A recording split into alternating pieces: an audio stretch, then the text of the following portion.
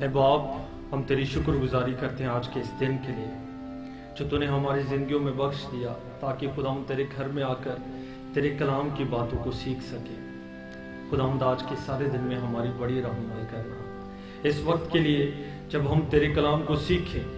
خدا ہم تیرا روح ہماری رہنمائی کرے تاکہ خدا ہم تیرے کلام کے بھیدوں کو جان سکے۔ خدا میں اپنے آپ کو تیرے سپرد کرتا ہوں، میرے ہونٹوں کا کلام اور میرے دل کے خیال تیری مرضی کے موافق ہوں، مسیح کے نام سے آمین۔ خداوند یسوع کے نام میں آپ سبوں کو سلام۔ خداوند کی شکر گزاری کہ اس نے ہمیں یہ موقع فراہم کیا کہ ہم اس کے کلام کو سیکھ سکیں۔ پاک کلام میں سے ابھی جو حوالہ آپ کے سامنے پڑھا گیا، میں چاہتا ہوں آپ اسے نکال کر اپنے سامنے رکھیں اور آج ہم تھوڑی دیر کے لیے اس پر بات کریں گے۔ مکاشفہ کی کتاب اور اس کا دوسرا باب اور اس کی پہلی 7 آیات، پاک کلام کے اس حصے کو کھول کر اپنے سامنے رکھیں اور آج ہم اس پر تھوڑی دیر کے لیے بات کریں گے۔ اس سے پیشتر کہ ہم پاک کلام کے اس حصے پر بات کریں، اس سال میں خدا نے ہمیں آفات کے ذریعے سے، وباؤں کے ذریعے سے، بیماریوں کے ذریعے سے پیغامات دیے ہیں، اور ہو سکتا ہے کہ انسان شاید اس زبان کو سمجھ نہ سکتا ہو۔ اب جب انسان اس بات کو نہیں سمجھ سکتا تو یہ کس کا کام ہے کہ انسان کو اس بات کو سمجھائے؟ یہ ہمارا کام ہے، ایمانداروں کا کام ہے۔ جو خدا کی آواز کو سنتے ہیں ان کا کام ہے کہ وہ لوگوں تک اس آواز کو پہنچائیں۔ ہم خدا کے کلام کو لوگوں کے ساتھ شیئر کریں تاکہ وہ ان سارے آفات کے ذریعے سے، وباؤں کے ذریعے سے جو خدا پیغام دینا چاہ رہا ہے اس کو سمجھ سکیں کہ خدا ہمیں کیا سکھانا چاہ رہا ہے۔ اگر ہم اس آواز کو لوگوں تک نہیں پہنچائیں گے تو وہ کیسے اپنے آپ کو آسمان کی بادشاہی کے لیے تیار کریں گے؟ یہ ساری چیزیں اور یہ ساری باتیں ہمیں ایک پیغام دے رہی ہیں، اور وہ پیغام کیا ہے کہ یسوع کی آمد نزدیک ہے۔ آپ میں سے کتنے لوگ اس بات پر ایمان رکھتے ہیں کہ یسوع کی آمد نزدیک ہے؟ یہ حقیقت ہے کہ ہم سب جانتے ہیں کہ یسوع کی آمد نزدیک ہے، لیکن نہایت افسوس کے ساتھ یہ بات کہوں گا کہ آج کا چرچ اس بات کے لیے ابھی تک سنجیدہ نہیں ہے کہ یسوع کی آمد نزدیک ہے۔ ہمارے دلوں میں جو سوچ ہے، جو تحریک ہونی چاہیے، وہ اس طور سے نہیں ہے کہ ہم جان سکیں کہ یسوع کی آمد نزدیک ہے۔ اور مکاشفہ ہی کی کتاب کے آخری باب میں لکھا ہے، جو پاک ہے وہ اور پاک ہوتا چلا جائے گا، لیکن جو نجس ہے، جو ناپاک ہے، وہ ناپاکی کی طرف بڑھتا چلا جا رہا ہے۔ اور ہم نے اس سارے وقت میں اپنے آپ کو دیکھنا ہے کہ ہم کس کی طرف بڑھ رہے ہیں، ہم کس طور سے اپنے آپ کو آسمان کی بادشاہی کے لیے تیار کر رہے ہیں۔ آج کے چرچ کو جب ہم دیکھتے ہیں تو ابھی تک ہم اس بات کے لیے کنفیوز ہیں کہ ہمیں دائی کی دینی چاہیے یا نہیں دینی چاہیے، ہم اس سے آگے نہیں بڑھ پا رہے۔ بیبی چرچ ہے پاکستان کا چرچ، کاش کہ یہ بیبی چرچ نہ ہو بلکہ بالغ چرچ بن جائے، یہ میچور ہو جائے تاکہ لوگ ہمیں دیکھیں، فالو کریں اور سیکھیں کہ خدا جو ہے وہ کس طرح سے اپنی آمد کے لیے لوگوں کو تیار کر رہا ہے، اور ہم کس طرح سے لوگوں کی رہنمائی کریں، مدد کریں تاکہ وہ یسوع کی آمد کے لیے اپنے آپ کو تیار کر سکے۔ چرچ میں ایک بات یاد رکھیں، آج کا جو چرچ ہے وہ کس بات سے اپنے آپ کو سیو کر سکتا ہے؟ ایمان کے ذریعے۔ ہمارا ایمان ہماری سیونگ کا باعث بنے گا، لیکن یاد رکھیں ہمارا جو ایمان ہے وہ ہماری تھیولوجی پر کھڑا ہے۔ جیسی ہماری تھیولوجی ہوگی ویسا ہمارا ایمان ہوگا۔ اگر ہماری تھیولوجی ٹھیک ہوگی تو ہمارا ایمان بھی ٹھیک ہوگا، اور اگر ہماری تھیولوجی ٹھیک نہیں ہوگی تو ہمارا ایمان بھی ٹھیک نہیں ہوگا۔ اور وہ ایمان جو ہمارے کاموں سے نظر نہیں آتا وہ سیونگ فیتھ نہیں ہے۔ اس کے لیے ہمیں چیک کرنا ہے کہ کیا وہ ایمان جو ہم یسوع پر رکھتے ہیں وہ ہمارے کاموں سے نظر آتا ہے۔ وہ ایمان جو ہم یسوع مسیح پر لے کر آتے ہیں وہ ہمیں سینٹیفیکیشن کے عمل میں، پاکیزگی کے عمل میں داخل کرتا ہے۔ اور جب تک ہم سینٹیفائی ہوں گے اور جب تک ہم سینٹیفائی نہیں ہوں گے ہم کبھی گلوریفائی نہیں ہو سکتے، ہمیں جلالی بدن نہیں دیا جائے گا جب تک کہ ہم تقدیس کے عمل میں سے گزریں گے نہیں، اور پاکیزگی کا وہ جامہ جو یسوع کے لہو سے دھلا ہے اسے نہیں پہنیں گے، ہم کبھی جلالی بدن اور اس میں نہیں جا سکیں گے، اور خدا ہمیں جلالی بدن نہیں دے گا اور اپنی آسمان کی بادشاہی میں نہیں لے کر جائے گا۔ اس سے پہلے کہ ہم اس حوالے کی تفسیر کریں، تھیولوجی کی بات ہم کریں، ہم میں سے کئی لوگ یہ سمجھتے ہیں کہ ہمیں ان لفظوں کو سیکھنے کی کیا ضرورت ہے. ہم کیوں تھیولوجی کے بارے میں سیکھیں؟ یہ کوئی سیمنری تو نہیں ہے, یہ تو چرچ ہے. لیکن یاد رکھیں, تھیولوجی کا مطلب خدا کے بارے میں علم ہے. اگر آپ یہاں پر نہیں سیکھیں گے, خدا آپ کو آسمان پر سکھائے گا. وہ اس کے بغیر کوئی بھی بات نہیں کرتا. خدا نے اسی لیے اپنا کلام ہمیں دیا ہے تاکہ ہم سمجھیں, اور تھیولوجیکل ایرر جو چرچ میں آئے ہیں ان کو ہم نے ٹھیک کرنا ہے. مثال کے طور پر 12 برس سے بیمار عورت یہ سمجھتی تھی, اس کا مائنڈ سیٹ یہ تھا کہ اگر وہ یسوع کو چھو لے گی تو شفا پائے گی. یہ اس کی اپنی سوچ ہے. کلام ہمیں یہ سوچ نہیں دیتا. خدا کی تھیولوجی یہ نہیں ہے کہ چھونے سے شفا پاؤ گے, اور جب اس نے چھوا وہ شفا پا گئی. یسوع نے اس کی تھیولوجی کو ٹھیک کیا اور اسے کہا کہ تو نے چھونے سے شفا نہیں پائی, بلکہ تو نے اپنے ایمان سے شفا پائی ہے. تو نے ایمان سے شفا پائی ہے. اس وجہ سے ان سارے ایررز کو ہم نے ٹھیک کرنا ہے اور سیکھنا ہے کہ ہماری اپنی سمجھ سے ہم بادشاہی میں داخل نہیں ہوں گے. جب تک ہم کلام کو سیکھیں گے نہیں, ہم بادشاہی میں داخل نہیں ہوں گے. موسیٰ کے بارے میں ہم ہمیشہ کہتے ہیں کہ جس طرح خدا نے موسیٰ سے کہا اپنی جوتی اتار دے, ہمیں بھی اتار دینی چاہیے. یہ پاکیزگی کی بات ہے, یہ بات سیکھنے کی بات ہے. جوتی کا پاکیزگی سے تعلق نہیں ہوتا, دل کا پاکیزگی سے تعلق ہوتا. اگر ہم ناپاک دل لے کر چرچ میں آ جاتے تو اس سے بڑی اور کیا بات ہے. مطلب پھر وہاں پر جوتی کا تعلق پاکیزگی کے تعلق سے خدا بیان نہیں کر رہا. وہاں پر کوئی اور بات ہے جو خدا سکھانا چاہ رہا ہے. اور وہ کیا بات ہے؟ جب موسیٰ مصر میں تھا تو وہ شہزادوں کی طرح تھا, اور وہ اپنے اندر ایک اختیار کو رکھتا ہے کیونکہ وہ خود شہزادوں کی طرح وہاں پر رہتا تھا. جب وہ خدا کے پاس گیا بیابان میں, خدا اسے ملا جھاڑی کی صورت میں, اور خدا نے اسے کہا اپنی جوتی اتار دے. تو اس کا مطلب یہ نہیں تھا کہ یہ جگہ تو پاک ہے, جہاں پر خدا کی حضوری ہے وہ پاک جگہ ہے. لیکن جوتی اتارنے کو کیوں کہا؟ اس وجہ سے کہا کیونکہ غلاموں کے پاؤں میں جوتیاں نہیں ہوتی, خادموں کے پاؤں میں. اور خدا نے کہا جب تک تو خادم نہیں بنے گا تب تک میرا اختیار تیری زندگی میں کام نہیں کرے گا. تو خادم کی صورت اختیار کرنے کی ضرورت ہے.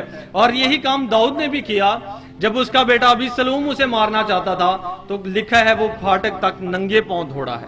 وہ وہاں سے ننگے پاؤں دوڑا اس بات کے لیے کہ بے شک میں بادشاہ ہوں, میرا اختیار ہے, لیکن یہاں پر میں خادم بن گیا ہوں اور خدا کا اختیار میری زندگی میں کام کرے گا. اور خدا نے اس کے بیٹے کو جنگ میں مارا اور وہ واپس آ کے تخت میں بیٹھا تھا. یہ وہ باتیں ہیں تھیولوجیکلی جو ہمیں سیکھنے کی ضرورت ہے, اور جب تک ہم یہ نہیں سیکھیں گے ہم گرو نہیں کریں گے. اور یاد رکھیں, ایمان سے بچیں گے, لیکن ایمان ہماری تھیولوجی پہ سٹینڈ کرتا ہے.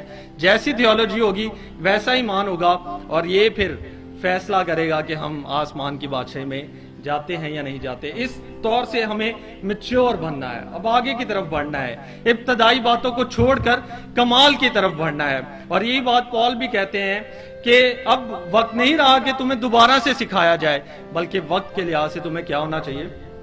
تم سکھاؤ آگے جا کے, تم استاد بنو تاکہ اور لوگوں کو سکھا سکو. تو اس وقت میں جو خدا ہمیں اس سال میں پیغام دینا چاہ رہا ہے, یہ ہمارا کام ہے ایمانداروں کا کہ ہم بھی اسی پیغام کو آگے لوگوں تک لے کر جائیں. اور وہ اینڈ ٹائم کے بارے میں میسج ہے, پیغام ہے کہ وقت نزدیک ہے. ہمارے پاس وقت کتنا ہے؟ ایک شخص کے پاس کتنا وقت ہے آپ کے خیال میں؟ آج کا دن, صرف آج کا دن. ہر روز اپنے آپ سے کہیں میرے پاس صرف آج کا دن ہے, اس کے علاوہ میرے پاس ٹائم نہیں ہے. When time is finished, your life is finished. جب وقت ختم ہو جائے گا, آپ کی زندگی ختم ہو جائے گی. آپ کے پاس موقع نہیں ہے کہ آپ اپنے آپ کو تیار کر سکیں. اسی وقت میں اور اسی زندگی میں ہم نے اپنے آپ کو تیار کرنا تاکہ آسمان کی بادشاہی میں داخل ہو سکیں. مکاشفہ کی کتاب, یوحنا جو یسوع مسیح کے رسول ہیں, جلا وطن ہے جزیرہ پتمس پر, اور وہاں پر ان کے لیے ایسے وسائل نہیں ہیں کہ وہ وہاں سے لکھ کر اپنے شاگردوں کو دیں. وہ جزیرے میں ہے اور ارد گرد پانی ہے, وہ وہاں سے بھاگ نہیں سکتے, اور وہاں پر انہیں قید کیا گیا ہے. لہٰذا وہ کشتیاں جو اور لوگوں کو وہاں پر قیدیوں کو لے کر آتی تھی, ان کے ذریعے سے یہ اپنے تمہار باہر بھیجتے تھے تاکہ لوگوں تک, چرچ تک, اس کے شاگردوں تک یہ پیغام پہنچے. اور وہ پیغام آج ہمارے پاس بھی ہے. یہ خدا کی شکر گزاری ہے, اور یہ بڑا معجزہ ہے کہ یہ آج ہمارے پاس ہے, اور ہم سیکھ سکتے ہیں, جان سکتے ہیں, اور اپنے ایمان کو اور زیادہ مضبوط کر سکتے ہیں تاکہ آسمان کی بادشاہی میں جا سکیں. جو مکاشفہ لفظ ہے اوپوکلپس, اس کا مطلب ہے کہ جب اس وقت میں نمائش ہوتی تھی اور ہر شخص اپنی پینٹنگ لے کر آتا تھا تو اس پر سیاہ کلر کا कपड़ा डालकर लेकर आता था। और जब वो शख्स जो प्रोग्राम कंडक्ट कर रहा है वो कहता था एपोक्लिप्स, तो पर्दे हटा दिए जाते थे और सब लोग उनकी नुमाइश को देखते और तालियां बजाते खुश होते। ये वही लफ्ज है जो यूहन्ना ने मुकाशफा के लिए इस्तेमाल किया, और वो कहता है कि वो आसमानी पर्दा जो है वो हटाया गया ताकि मैं आने वाली बातों को देख सकूं। और कहता है मैं उसके पांव में मुर्दा सा होकर गिर गया, पहले बाब में इसका जिक्र है, और उसका चेहरा ऐसा था जैसे तेजी के वक्त आफताब है। और इससे पहले ये जलाली चेहरा जमीनी जिंदगी में अगर किसी ने देखा था तो वो मरियम मगदलीनी है, जिसने सबसे पहले जी उठे मसीह को देखा था। और वो हैरान होगी कि कुछ दिन पहले वही शख्स जिसके बाल स्याह थे, जिसकी दाढ़ी भी स्याह थी, वो 3 दिन के अंदर सफेद होगी और उसके बाल भी सफेद हो गए और वो उसे पहचान नहीं सकी। उसे लगा ये कोई बुजुर्ग है, और उसने कहा है बागबान अगर तूने मेरे यीशु को देखा है तो मुझे बता दे। और यीशु ने कहा ऐ मरियम, और उसे पता चल गया कि ये यीशु है जो जलाली बदन में उसने उसे देखा, उसके जलाल में उसने उसे देखा, और वो उसके पास आई और फिर उसने उसे खुशखबरी देकर वहां से भेजा है। ये वही चेहरा यूहन्ना ने भी यहाँ पर देखा है, और वो कहता है कि मैं मुर्दा सा उसके पांव में गिर गया, मुझ में कुव्वत नहीं रही, लेकिन उसने मुझसे कहा उठ और इन बातों को लिख ले जिनका वकूअ में आना जल्द है, बहुत जल्द ये बातें जो है वो वकूअ में आएंगी। पहला बाब और तीसरी आयत जो है वो मुकाशफा की किताब की वर्स है, जहां पर लिखा है इस नबूवत की किताब का पढ़ने वाला और उसके सुनने वाले और जो कुछ इसमें लिखा है उस पर अमल करने वाले मुबारक हैं, क्योंकि वक्त नजदीक है। हमारे पास बहुत कम टाइम है और हमने इस वक्त में अपने आप को तैयार करना है। चर्च को संजीदा होने की जरूरत है। हमें उस तौर से अपने आप को बताना है, दूसरों को सिखाना है कि खुदा की बादशाही जो है वो करीब है। खुदा ने इस साल में हमें बहुत सारे पैगाम दिए हैं। अगर हम समझदार हैं, और इस खत में भी लिखा है जिसके सुनने के कान वो सुन ले कि रूह कलीसियाओं से क्या फरमा रहा है, हमें क्या पैगाम मिल रहे हैं, हम किस तौर से अपने आप को तैयार कर रहे हैं। ये आज हमने इस कलाम से ये तहरीर जो है वो अपने साथ लेकर जानी है। दूसरे बाब की पहली आयत में लिखा है इफसस की कलीसिया के फरिश्ते को ये लिख कि जो अपने हाथ में सितारे और सोने के 7 चरागदानों में फिरता है। सितारे हैं और चरागदान है, और यही इस खत में मुश्किल बातें हैं दो। अगर आप इनको समझ लेंगे तो आप इस खत को समझ लेंगे। और ये सितारे और चरागदान कौन है, पहले बाब की आखिरी आयत देखें ताकि पता चले। यहां पर लिखा है वो 7 सितारे तो 7 कलीसियाओं के फरिश्ते हैं और वो 7 चरागदान कलीसिया हैं। तो ये 7 सितारे पासबान हैं और चरागदान कौन है, कलीसियाएं हैं। और ये 7 सितारे कहां पर हैं, यीशु के हाथ में है। कहां पर है, हाथ में होने की क्या मतलब है, इसका क्या मीनिंग है, मुहाफजत में है। ये खादम जो खुदा की खिदमत करते हैं वो खुदा के हाथ में है। ये उस सितारे की मानत नहीं है, सुबह के सितारे की मानत जो खुदा के हाथ से गिरा दिया गया, जो ऊपर से नीचे की तरफ फेंक दिया गया, बल्कि वो खादम है जो अभी भी खुदा के हाथों में महफूज हैं। और यीशु ने कहा वो भेड़ें जो बाप ने मुझे दी हैं मेरे हाथों में हैं और कोई उन्हें मेरे हाथों से छीन नहीं सकता। ये खादमों की प्रोटेक्शन है, ना सिर्फ खादमों की, ईमानदारों की प्रोटेक्शन है, क्योंकि दानियल की किताब में लिखा है जो ईमान लाएंगे वो आसमान पर सितारों की मानद, जिनकी कोशिशों से बथेरे रासबाज हो गए, वो आसमान पर सितारों की तरह चमकेंगे। तो ये वो सितारे हैं जो खुदा के हाथ में हैं और खुदा की मुहाफजत में है। हालात कैसे भी हों ये खुदा के हाथ से गिर नहीं सकते, कोई इन्हें खुदा के हाथों से छीन नहीं सकता। और फिर वो इसके बाद कहता है कि वो चरागदानों में फिरता है। इफसस की कलीसिया के फरिश्ते को ये खत लिख। फरिश्ता कौन है, एंजलोस जो लफ्ज है ये मैसेंजर के लिए, पैगाम रसा, यानी ये खादम की बात हो रही है कि इफसस की कलीसिया के फरिश्ते को यानी खादम को ये खत लिख कि वो अपने चर्च में जो है वो इसको बयान करे, पढ़े और इसका मतलब जो है वो समझाए। दूसरे बाब में और इसके आगे तीसरे बाब में 7 कलीसियाओं का जिक्र है, लेकिन सवाल यह है कि खुदा ने यह खत 7 कलीसियाओं को क्यों लिखा है। उस वक्त में तो और भी बहुत सारी कलीसियाएं थी, 100 से ज्यादा तो पॉल ने कायम किए हैं, फिर ये 7 को क्यों लिखा गया। आप में से कोई बता सकता है?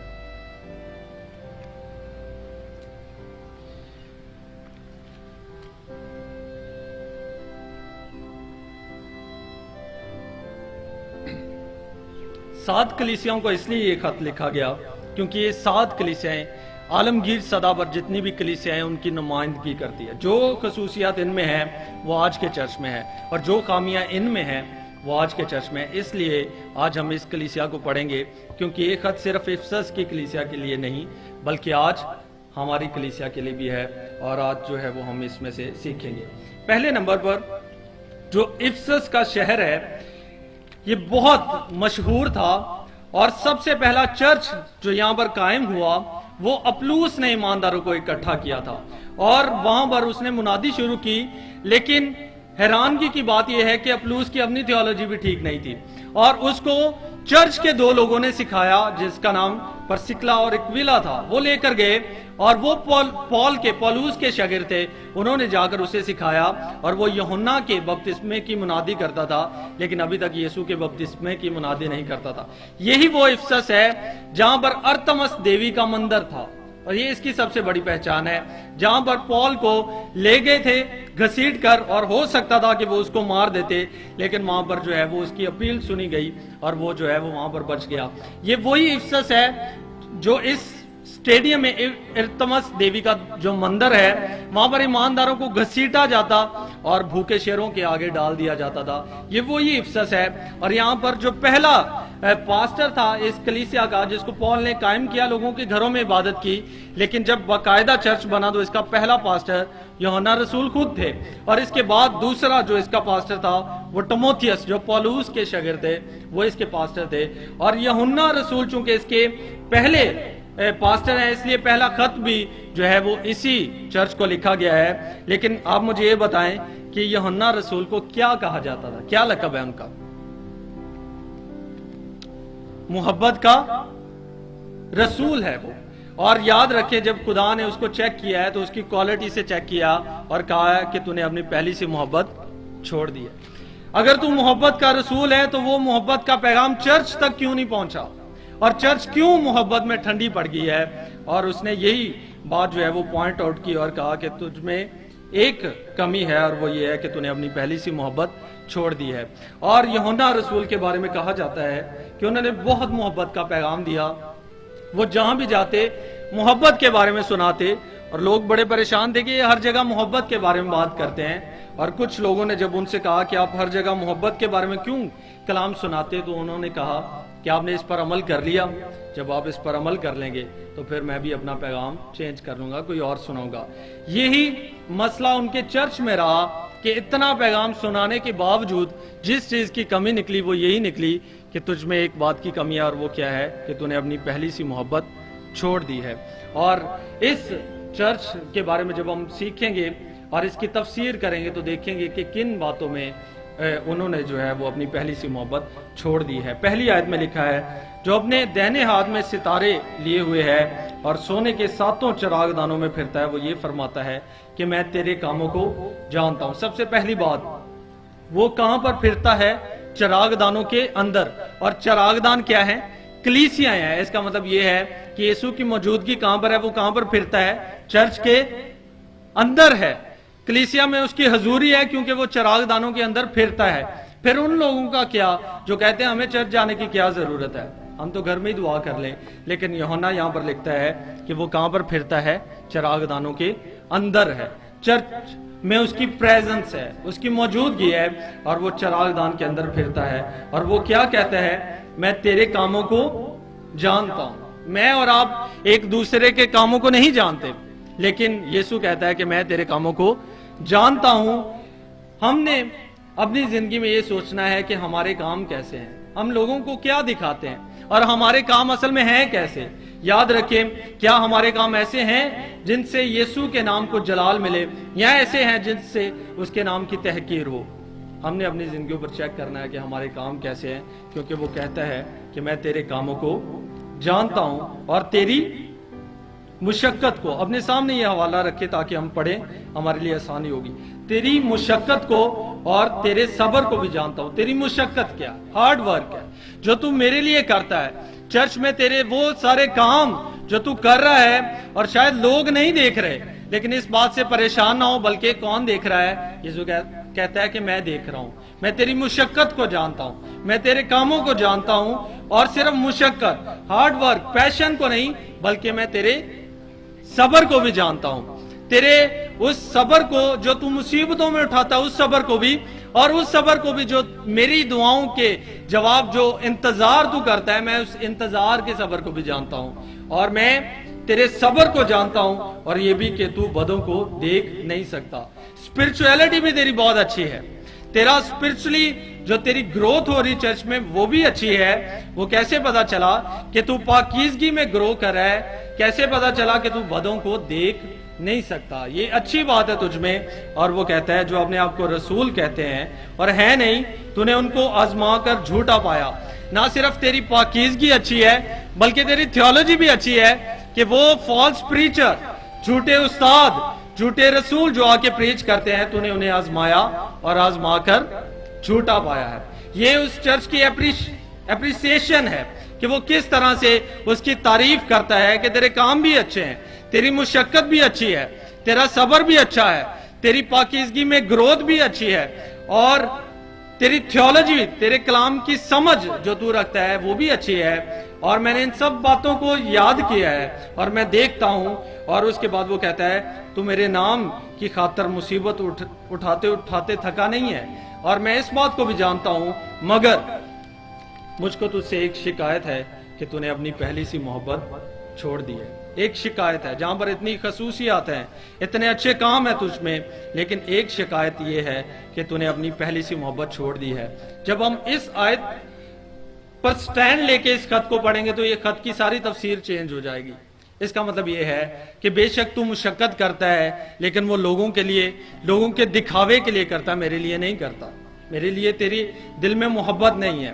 बेशक तू सब्र करता है, तू सिजदों में है, लेकिन वो लोगों के दिखावे के लिए, मेरे लिए नहीं है, क्योंकि मुझ में वो चीज जो है, जो मैं देखना चाहता हूं तेरे अंदर, वो नजर नहीं आ रही। क्यों? क्योंकि तूने अपनी पहली सी मोहब्बत जो है वो छोड़ दी है। तू बेशक ग्रो कर रहा है, स्पिरिचुअलिटी में भी ग्रो कर रहा है, लेकिन वो ताल्लुक, वो रिलेशन जो तेरा मेरे साथ होना चाहिए, वो उस तौर से बढ़ नहीं रहा। और यही आज के चर्च का मसला है कि वो जिस्मानी तौर पर तो 2020 में है, लेकिन अभी तक खुदा के साथ ताल्लुक में अभी वो 2005-6 में ही है। स्पिरिचुअली वो कनेक्शन हमारा खुदा के साथ नहीं है। गो हम कलाम को पढ़ने में और इसकी तफसीर और तशरीफ और कलाम से कलीसिया के लोग ज्यादा नॉलेज रखते हैं, वो हमें आके कई दफा ऐसे सवाल करते हैं। ये सारी बातें खुदा कहता है अच्छी है, लेकिन वो जो ताल्लुक है, जो तेरा मेरा पर्सनली ताल्लुक होना चाहिए, वो उसमें तू आगे नहीं बढ़ा। वो पहली सी मोहब्बत, वो टाइम जो तू मेरे साथ स्पेंड करता था, वो वैसी मोहब्बत मुझे नजर नहीं आ रही। और तुझसे एक ही शिकायत है, और वो क्या शिकायत है कि तूने अपनी पहली सी मोहब्बत छोड़ दी है। हमने अपनी जिंदगियों पर गौर करना है कि क्या हम मसीह की मोहब्बत में गर्म जोशी रखते हैं या नहीं रखते। इस वक्त में जब चर्च के दरवाजे हम पर बंद हो गए थे, लोगों ने बहुत दुआएं की, और बेशक हम जानते हैं कि कई लोगों ने तो प्रीचिंग भी शुरू कर दी। लॉकडाउन में भी उन्होंने प्रीच किया। एक बात याद रखें, खुदा ने अगर अलाउ किया कि चर्च के दरवाजे बंद हो, तो ये भी एक पैगाम है। और मलाकी में हमें ये पैगाम मिलता है, यसाया की किताब में ये पैगाम मिलता है, जब खुदा को हमारे हदिये पसंद नहीं आते, जब खुदा को हमारी इबादत पसंद नहीं आती, तो फिर खुदा इबादत करने से मना भी कर देता है, खुदा हदिये लाने से मना भी कर देता है। और ये इस चर्च के दरवाजे बाहर से किसी ने बंद नहीं किए, बल्कि ये अंदर से बंद हुए, ये अंदर से हमारे लिए बंद किए गए।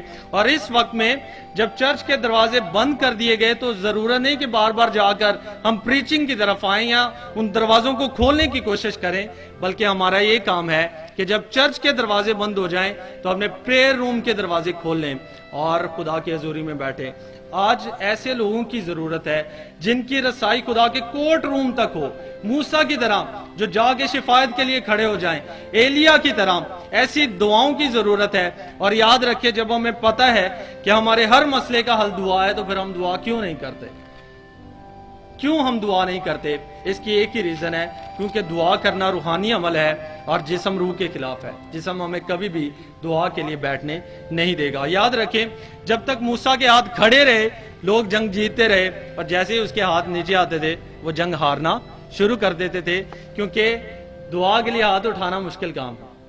दुआ करना एक रूहानी अमल है, इसमें जिस्म थक जाता है। लेकिन याद रखें कि अगर आपकी रसाई खुदा के कोर्ट रूम तक नहीं होगी तो आप कभी भी खुदा को पसंद नहीं आएंगे। लेकिन खुदाउन की शुक्रगुजारी हो कि उसने हमें बहाल किया और वापस से हमारे लिए चर्च के दरवाजे जो है वो खुले हैं। मुझे तुझसे एक शिकायत है कि तूने अपनी पहली सी मोहब्बत छोड़ दी है। आज जब हम चर्च में आते हैं, अगर चर्च में आकर प्रस्तश से हमें बरकत नहीं मिलती तो हमारे अंदर कोई मोहब्बत नहीं है। वो मोहब्बत हमें तहरीक नहीं देती, हमें स्पिरिचुअली ग्रो करने में हमें तहरीक नहीं देती, तो हमारी मोहब्बत ठंडी पड़ गई है। अगर चर्च लग गया है और हमारे अंदर से ये आवाज नहीं आती कि मुझे टाइम से चर्च जाना है, तो हमारी मोहब्बत ठंडी पड़ गई है। अगर चर्च में आकर हमें कलाम तहरीक नहीं दे रहा, बरकत नहीं मिल रही, तो हमारी मोहब्बत ठंडी पड़ गई है। अगर हम चर्च में आते हैं और सामने जो क्रॉस लगी है वो हमें कोई पैगाम नहीं देती, उसे देखकर हमारी जिंदगी में एक तहरीक नहीं पैदा होती, तो हमारी मोहब्बत ठंडी पड़ गई है। और यीशु कहता है कि मुझे तुझसे एक शिकायत है कि तूने अपनी पहली सी मोहब्बत छोड़ दी। यहाँ पर जो छोड़ देने के लिए लफ्ज है वो लॉस्ट नहीं है बल्कि लेफ्ट है। लॉस्ट वो है कि हमेशा के लिए तर्क कर देना, वापसी का कोई चक्कर नहीं। लेकिन यहाँ पर जो लफ्ज है वो लेफ्ट है, यानी कुछ वक्त के लिए छोड़ दी, तेरी रसाई है, तो चाहे तो उस मोहब्बत में वापस आ सकता है, तो चाहे तो उस रिलेशन में वापस आ सकता है ताकि बहाल कर दिया जाए। और यहाँ पर लिखा तूने अपनी पहली सी मोहब्बत छोड़ दी है, बस ख्याल करके तू कहाँ से गिरा है और तौबा करके पहले की तरह काम कर। अगर तू तौबा ना करेगा तो मैं तेरे पास आकर तेरे चिरागदान को उसकी जगह से हटा दूंगा। याद कर, रिमेंबर, तौबा कर, रिपेंट, और वापस आ जा, रिटर्न, वापस आ जा, तौबा कर। अगर तू ऐसा नहीं करेगा तो मैं तेरे चिरागदान को हटा दूंगा। और यीशु ने कहा तुम दुनिया के क्या हो? हम दुनिया के नूर हैं। हमारी वजह से दुनिया रोशनी को देखेगी, हमारी वजह से दुनिया तारीकी में से निकलेगी। और हमें कहां पर रखा गया है? चिरागदान के ऊपर। यीशु ने कहा चिरागदान के ऊपर रखा है मैंने तुम्हें।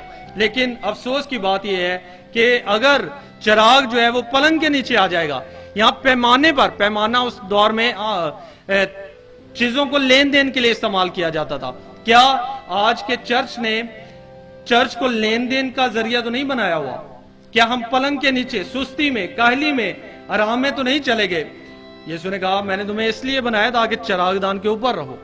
तुम्हारी वजह से लोग जो है वो तारीकी में से निकले और रोशनी को देखे। अगर तू अपनी जगह पर कायम नहीं रहेगा तो मैं आऊंगा और तेरे चिरागदान को हटा दूंगा।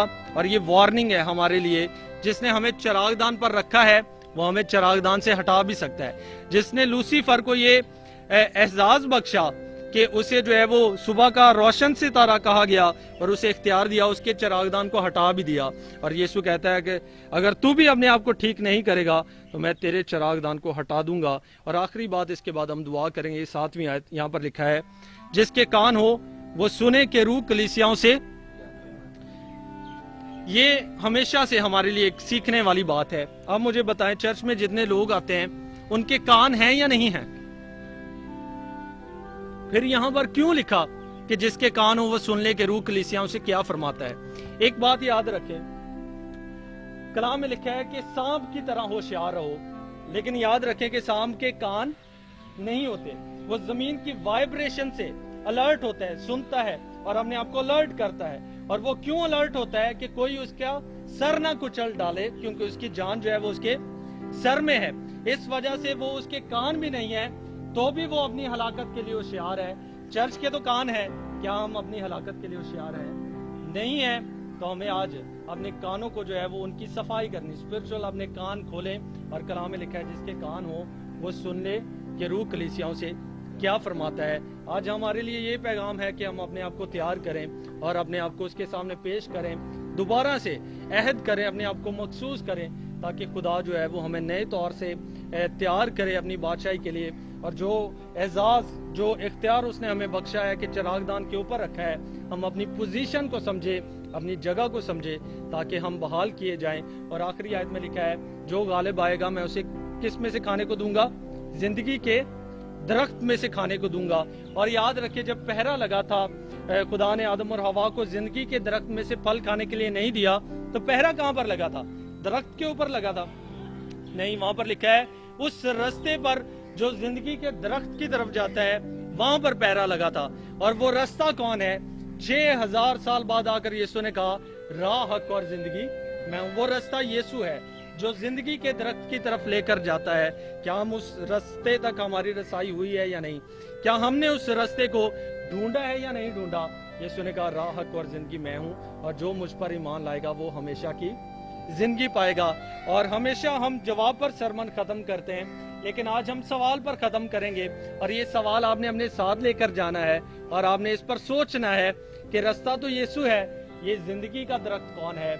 और हमने ये सवाल को अपने साथ लेकर जाना है। और मेरा ईमान है कि खुदा इसके वसीले से जब आप इसको तलाश करेंगे, खुदा आपको बरकत बख्शेगा और आपको अपनी बादशाह के लिए तैयार करेगा। खुदा इस कलाम के वसीले से हमें बरकत दे। हम दुआ मांगे, अपनी आंखों को बंद करें और कुछ देर के लिए अपनी जिंदगियों पर गौर करें। खुदा हमारी मुशक्कत को जानता है, हमारे कामों को जानता है, हमारे सब्र को भी जानता है, लेकिन चेक करें कि ये दिखावे के लिए तो नहीं है। ये मुशक्कत, ये काम, ये मेहनत जो हम चर्च में करें, ये लोगों को दिखावे के लिए तो नहीं है। क्या हमारा पर्सनली खुदा के साथ ताल्लुक है या नहीं है? क्या हमने अपने प्रेयर चैम्बर्स के छोटे दरवाजे खोले हैं या नहीं खोले, जिसमें हम खुदा के साथ एक ताल्लुक को बना सकें? अगर नहीं बनाए तो आज खुदा का कलाम हमारे साथ यही है कि तूने अपनी पहली सी मोहब्बत छोड़ी है, तुझ में एक कमी है।